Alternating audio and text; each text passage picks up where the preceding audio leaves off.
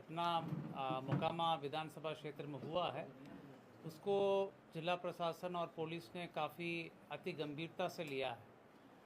गंभीरता से लेते हुए पूरी घटना का छानबीन भी पुलिस द्वारा पुलिसी कार्रवाई के तहत की जा रही है। कांड दर्ज हुआ है और पुलिसी कार्रवाई अलग से चल रही है।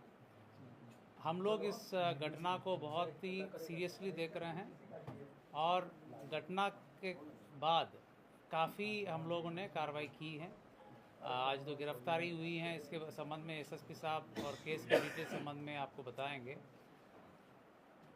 आचार संहिता बहुत ही एक मजबूत स्तंभ है पूरा इलेक्शन प्रोसेस में, और इलेक्शन कमीशन का स्पष्ट निर्देश है कि बाई लॉ इलेक्शन होगा तो उसी का अनुपालन 100% करने में हम लोग लगे हुए हैं और कराएंगे भी। कोई भी असामाजिक तत्व किसी भी प्रकार की प्रयास करेगा कानून तोड़ने का, आचार संहिता तोड़ने का या किसी भी प्रकार की इन्फ्लुएंस करने का कोशिश करेगा तो उनके विरुद्ध कठोरतम कार्रवाई की जाएगी। हम लोग 100% आर्म्स डिपोजिशन करने के लिए आदेश दिए हैं और लगातार जल्द से जल्द जितने भी लीगल आर्म्स हैं वो भी डिपॉजिट हो जाएंगे।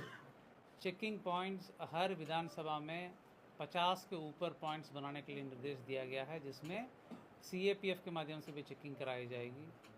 सेजर पूरे राज्य में पटना जिला में सबसे ज़्यादा सेजर अभी तक का हुआ है। लगातार सीएपीएफ सक्रिय हैं और पर्याप्त मात्रा में सीएपीएफ की बल उपलब्ध है। वो पुलिस बल और मजिस्ट्रेट के साथ लगातार चेकिंग की कार्रवाई लगातार कर रहे हैं और सेजर भी कर रहे हैं। आचार संहिता के संबंध में सभी पदाधिकारियों को पुनः निर्देश दिया गया कि किसी भी प्रकार के अगर उल्लंघन होगा उनके विरुद्ध कठोरतम कार्रवाई किया जाना है। जहाँ तक इलीगल आर्म्स की बात है उस पर और तेज़ी लाई गई। जहाँ जहाँ आवश्यकता हो सीएपीएफ को भी यूज़ करके उसमें छापामारी की जा रही है, और जहाँ पर भी ऐसे सूचना मिलेगी वहाँ पर हम लोग छापामारी करके कांड भी दर्ज करेंगे, उक्त असामाजिक तत्वों को जेल भेजने का काम भी करेंगे। कहने का मतलब इलेक्शन कमीशन द्वारा दिए गए निर्देश पूरे लॉ और कानून को फॉलो करके इलेक्शन की प्रोसेस संपन्न होगा, वो बिल्कुल होगा, उसको पालन कराया जाएगा। उसमें कोई भी बाधा उत्पन्न करेंगे उनके विरुद्ध कठोरतम कार्रवाई की जाएगी। मैं फर्दर जो केस संबंधित डिटेल से एसएसपी साहब आपको ब्रीफ करेंगे।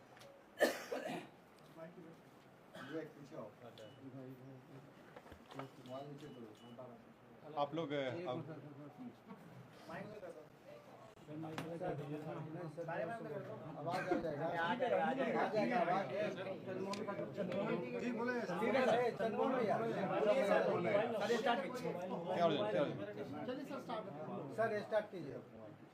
आप लोग अवगत हैं कि 30 तारीख को एक गंभीर घटना घटी थी और जो दुर्भाग्यपूर्ण था कि इस तरह की घटना नहीं होनी चाहिए थी।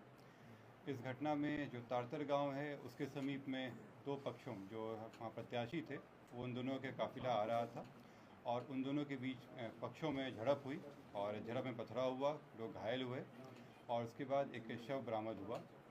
उसमें जो दुलार चंद यादव हैं जो 75 वर्ष के रहने वाले हैं, उसी गांव के पास के रहने वाले हैं, उनका पूर्व में भी आपराधिक इतिहास रहा है, उनका शव बरामद किया गया। उसके बाद वहाँ पे दोनों पक्षों के द्वारा कांड दर्ज कराया गया। कांड दर्ज होने के बाद अनुसंधान प्रारंभ किया गया। पुलिस घटना की सूचना मिलते ही तुरंत पहुंची थी वहाँ पे और वहाँ से साक्ष्य भी इकट्ठे किए गए। घटनास्थल से कई जगह के फुटेज भी प्राप्त हुए, जिससे क्या घटना हुई है उसके बारे में कई जानकारियाँ मिली। लोगों के गवाह भी सामने आए और उनकी गवाही भी ली गई। साथ ही कल मृतक का पोस्टमार्टम कराया गया, उससे भी हम लोग को अहम सुराग मिले। जो अभी तक के अनुसंधान में आया उसमें उससे प्रतीत हुआ कि ये जो घटना हुई है ये आदर्श संहिता का उल्लंघन भी हुआ है। इसमें ये एक गंभीर मामला भी था। हम लोग इलेक्शन कमीशन के द्वारा निर्देशित भी किया गया था कि शांतिपूर्ण ढंग से इलेक्शन होना चाहिए, और इसमें जब अनुसंधान किया गया तो पाया गया कि जो प्रत्याशी हैं वो वहाँ पे मौजूद थे, उनके सामने में घटनाएं हुई हैं और जो कांड के मुख्य अभियुक्त भी हैं अनंत सिंह, उनकी आज गिरफ्तारी बेड़ना गांव से किया गया है। इसमें हम लोग को जो जानकारी प्राप्त हुई थी, इनके दो सहयोगी भी इनके साथ में थे जो उस घटनास्थल पर भी थे और उनकी भी गिरफ्तारी की गई है।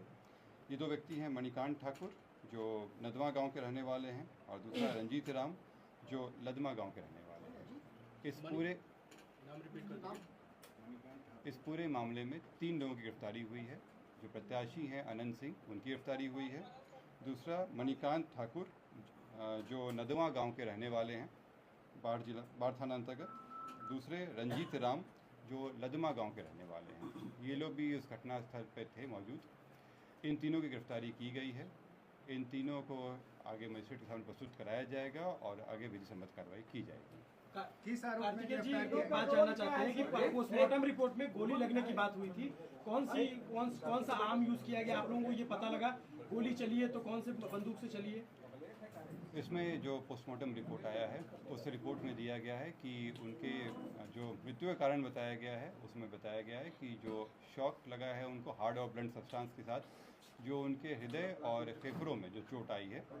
इसके अतिरिक्त उनके पाँव में गोली का भी आया है कि उनको गोली मारी गई है। इस दोनों चीज़ों से स्पष्ट होता है कि ये हत्या का मामला है। और चूँकि घटनास्थल पे कई लोग मौजूद थे, वहाँ के लोगों के बयान वगैरह से ये स्पष्ट हो रहा है, तो इस कारण इसमें गिरफ्तारी। गोली बरामद हुई? नहीं, इसमें गोली बरामद नहीं हुई है, क्योंकि इसमें जो मृतक के पोस्टमार्टम में पता चला कि एंट्री वुंड भी था और एग्जिट वुंड भी था। दोनों तरफ से हमला हुआ है। दोनों तरफ से जो आरोप लगे हैं, दूसरे पक्ष में गिरफ्तारी हुई क्या? दूसरे पक्ष में कोई गिरफ्तारी हुई? दूसरे पक्ष में मैं आप लोगों की बातों, मैं आप सभी के प्रश्नों का उत्तर दूंगा। यहाँ पे एक एक करके हम लोग बात करेंगे। दूसरे पक्ष की गिरफ्तारी हुई? लोग कह रहे हैं कि सरेंडर किया आनंद सिंह ने, ये स्पष्ट कर दीजिए कि सरेंडर है या गिरफ्तारी है? सर, सरेंडर है या गिरफ्तारी? मैं एक एक करके आप लोगों के प्रश्नों का उत्तर दे देता हूँ। इसमें पहला बात जो था कि 3 लोगों की गिरफ्तारी हुई है। इससे 3 लोगों की गिरफ्तारी हुई है। इसमें अन्य लोग भी हैं जिनके विरुद्ध रेड छापामारी चल रही है। कार्तिकेय जी, दूसरे पक्ष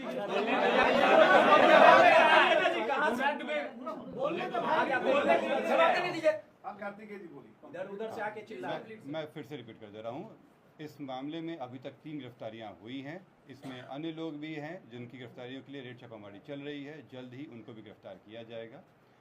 इसमें अनुसंधान जो CID के द्वारा भी शुरू किया गया है। CID की एक टीम भी बनाई गई है जो इस पूरे मामले पे अनुसंधान साथ में करती रहेगी और हम लोगों को सहयोग भी देगी। जो अग्रतर अनुसंधान में आएगा उससे भी आप लोग को अवगत कराया जाएगा। जो आप लोग द्वारा प्रश्न किया गया था कि दूसरे पक्ष पे क्या कार्रवाई हुई, तो आप लोगों को अवगत करा दें कि इसमें इस पूरे घटनाक्रम में कई चीज़ें हुई हैं। पहला कि जो आपस में जो दोनों पक्षों के बीच में मारपीट की घटना हुई थी, पत्थरबाजी हुई थी, उसका कारण दर्ज कराया गया है। पुलिस को जब जानकारी मिली थी कि इस तरह की चीज़ें हो रही हैं, उसका भी केस दर्ज कराया गया। इसके अतिरिक्त जो गाड़ियों का काफिला था उस आदर्श आचार संहिता का उल्लंघन था, उसका भी कारण दर्ज कराया गया है। कल जब पोस्टमार्टम के लिए ले जाया जा रहा था तो वहाँ पे भी कुछ शरारती तत्वों के द्वारा पुलिस के साथ भिड़ंत हुई थी, उसका भी कांड दर्ज कराया गया है। इन सभी कांडों में कल रात में कई जगहों पर रेड छापामारी करके कई लोगों को गिरफ्तार किया गया। इसमें दोनों पक्ष के लोग शामिल हैं।